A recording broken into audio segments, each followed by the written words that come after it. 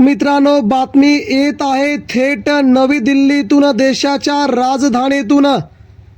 भाजपची अखेर धाबे दणाणले।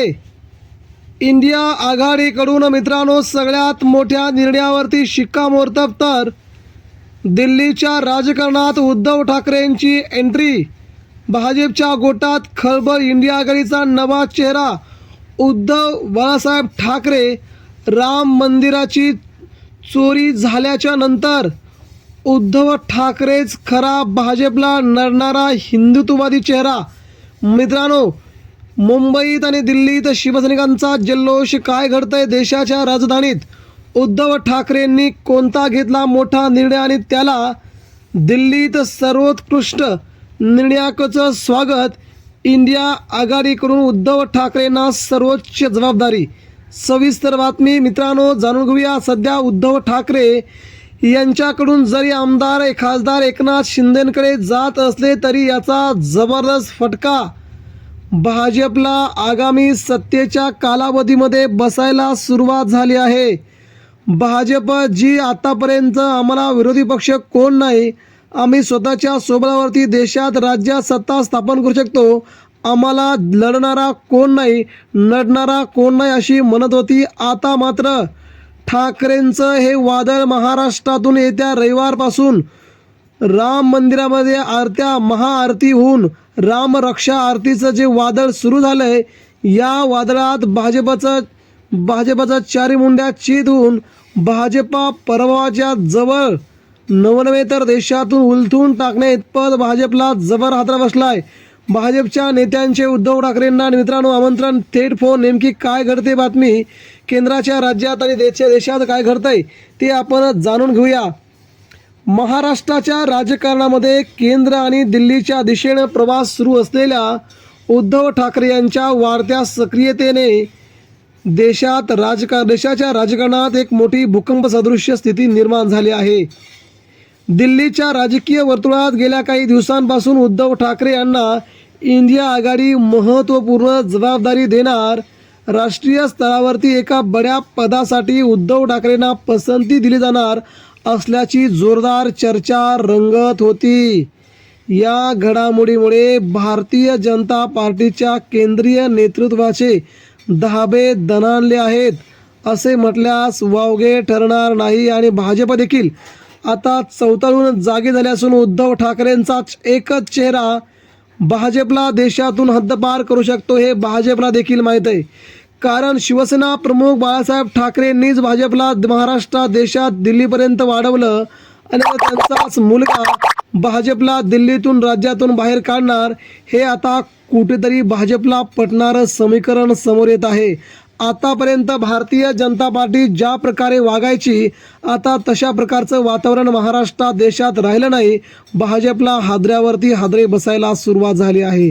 गेल्या काही वर्षामध्ये महाराष्ट्रातील राजकीय उलथापालथीनंतर उद्धव ठाकरे यांनी ज्या पद्धतीने आपली लढाई लढली, तिची दखल आता राष्ट्रीय स्तरावरती घेतली जात आहे।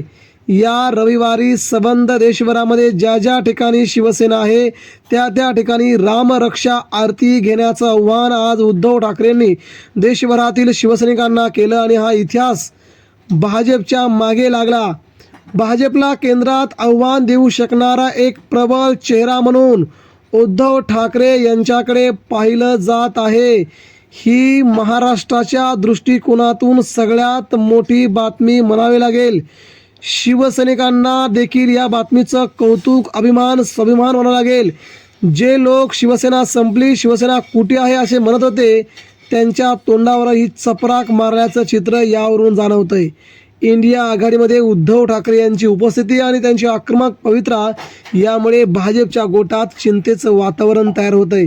मित्रांनो, ही गोष्ट साधीसुधी नाही आहे। भाजपला देखील अशाच प्रकारच्या विरोधकाची गरज नव्हती, पण भाजपने आता उद्धव ठाकरेंचा चेहरा बघितल्यामुळे ठाकरे यांच्या आक्रमक हिंदुत्वाचा मुद्दा भाजपसाठी आगामी काळात डोकेदुखी ठरू शकतो असा अंदाज राजकीय विश्लेषक वर्तवत आहेत।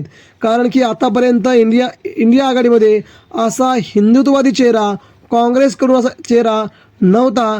त्यामुळे भाजपा सगळीकडेच आपला हिंदू कार्ड वापरायची आणि सत्ता हस्तगत करायची. आता मात्र राम मंदिर मुद्दा आणि उद्धव ठाकरे यांची आक्रमकता.